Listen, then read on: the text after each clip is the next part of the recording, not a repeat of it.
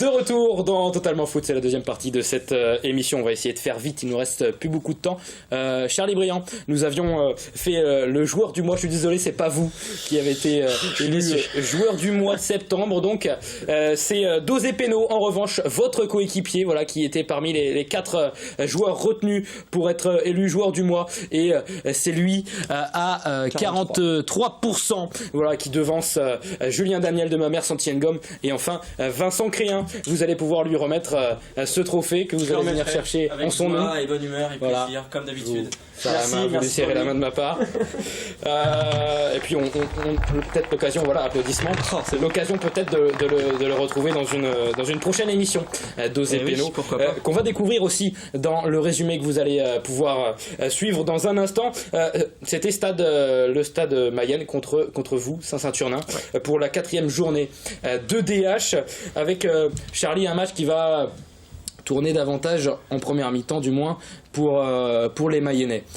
Vous allez le voir dès le coup d'envoi, des Mayennais qui vont très vite se projeter vers l'avant, des occasions, Charlie Briand, qui vont être beaucoup plus nettes pour les Mayennais que pour vous. Ah oui, c'est sûr que on va le voir, il y avait 0-0 à la mi-temps.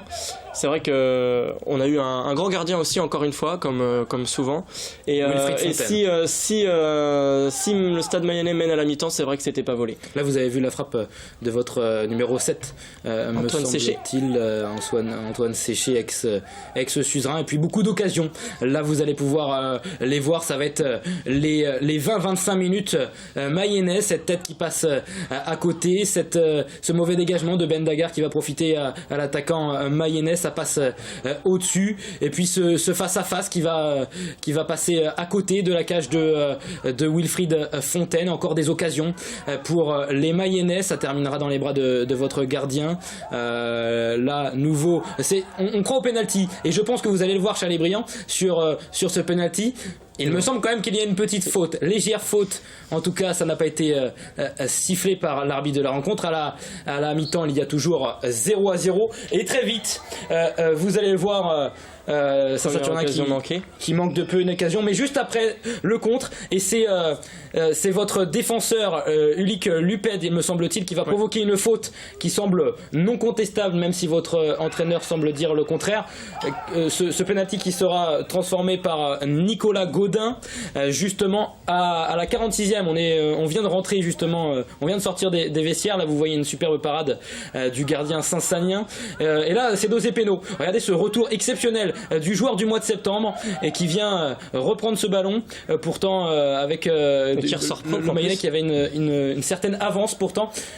Et puis là, ça va être le quart d'heure pour Saint-Saturnin, qui tente de réagir après l'ouverture du score du stade mayennais. Donc la frappe qui passe juste à côté. Là, c'est Antoine Séché qui va déborder. Ça sera stoppé par le gardien mayennais. Ça passe à côté. Les frappes, là, c'est encore Antoine Séché qui déborde sur son côté gauche, qui tire une belle frappe. C'était Younes Bouzegzi là sur cette.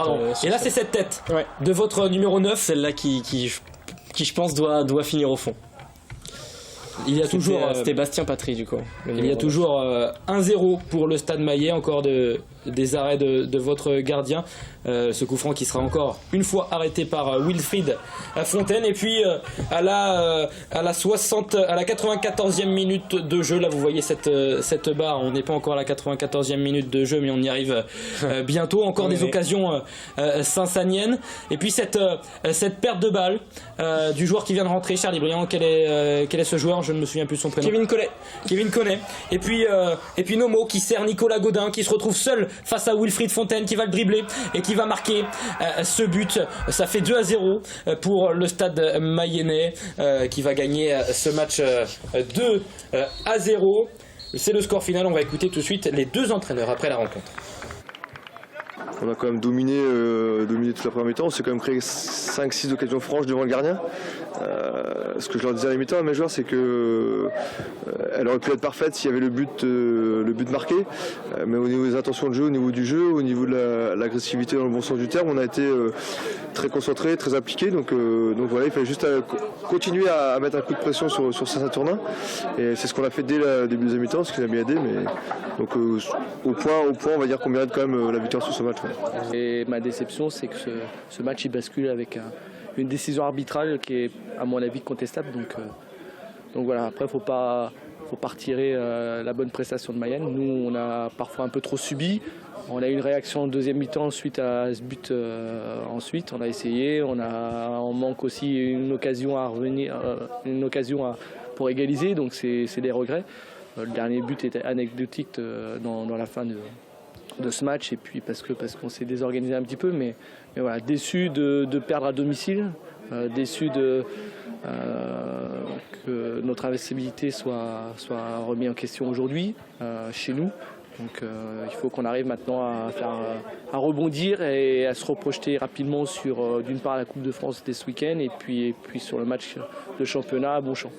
Voilà, les autres résultats de cette quatrième journée de division d'honneur avec le nul du solide leader Mamers qui va faire un nul à Château-Gontier, Coulennes qui va gagner 3-2 face à Guesselard, la Suze qui gagne 3-1 contre la réserve de Le Mans FC, et puis encore une nouvelle défaite pour Mulsanne Télocher face à Conneré, 2-0. Au classement, Mamers est seul leader cette fois puisque Saint-Saturnin a perdu contre les Mayennais. 14 points pour Mamers, 13 pour Saint-Saturnin. La Suze qui revient donc sur le quatuor de tête, 4e avec 13 points et ferme la marche. Guesselard et Écomois avec 5 points.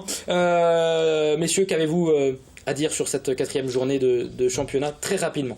Moi juste la défaite de Mulsanne de nouveau. C'est ce que vous retenez? Oui, clairement. Ouais. On attendait Mulsanne comme favori cette année et on voit que c'est de plus en plus difficile. Connery qui n'était pas en forme va quand même gagner là-bas 2-0. Donc voilà, surtout ça ce que je retiens de cette journée. La bonne analyse de l'entraîneur de Mamers la semaine dernière dans cette émission, qui avait dit que s'il prenait le point du match nul, enfin les points du match nul contre Château-Gontier c'était bien, et il s'est pas trompé, donc quand même bonne analyse et résultat un petit peu moins bien que d'habitude pour Mamers. Moi, la victoire de la Suze pour terminer, qui raccroche le wagon de tête. Avec un doublé de Santi Ngom, encore fabuleux. 7 buts en 3 matchs. 7 buts en 3 matchs, voilà, pour Santi Ngom, le Suzerain. Pas terrible. Donc, Coupe de France, messieurs, c'était le tirage au sort du 5e tour de la Coupe de France. Vous allez pouvoir découvrir les matchs avec Le Mans-Villaret qui jouera contre Bonchamp. Et puis Le Mans FC qui accueillera au OMM Arena samedi Mamers, le leader de DH, contre le leader de CFA2. Saint-Saturnin qui recevra Sablé, le club de CFA2, et puis la Flèche qui se déplacera à Ernée en Mayenne, club de DRH. Pronostic, messieurs, Le Mans, Mamers, habillage spécial si vous voulez en régie, Le Mans, Mamers, vos pronostics, messieurs, le score, Charlie Briand. 3-1 pour Le Mans. 3-1 pour Le Mans, attention, ça sera repris et mis dans la prochaine émission, messieurs. Antoine Ribaud. Plus serré, grosse défense de Mamers, donc 1-0 pour Le Mans. Combien? 1-0 pour Le Mans. 1-0 pour Le Mans, Maxime Lemay. Victoire au tir au but pour Le Mans. Victoire au tir. Ouh, la surprise. Et enfin, dernier match, et on se quittera sur ce match Saint-Saturnin contre Sablé FC, dimanche à 15h. Sablé FC, moi j'y Saint-Saturnin. crois. 2-1 pour Saint-Sat. 2-1 pour après prolongation. J'y croyais. Antoine Ribaud. Désolé, 2-0 pour Sablé. 2-0 pour Sablé et 3-1 pour Sablé. 3-1 pour Sablé. Merci pour ces pronostics. Je suis sincèrement désolé, chers téléspectateurs, nous n'avons pas le temps de vous faire le quiz. On va le faire tout de suite dans un live Facebook. Voilà, si vous voulez suivre ce quiz qui gagnera entre Maxime Bonhomme, Charlie Briand ou Antoine Ribaud, rendez-vous tout de suite sur le Facebook de l'émission pour suivre ce live et suivre qui gagnera le quiz. Merci à tous de nous avoir suivis. N'hésitez pas à mettre un j'aime sur la page Facebook de l'émission et sur Twitter. À la semaine prochaine les amis, je vous embrasse. Ciao.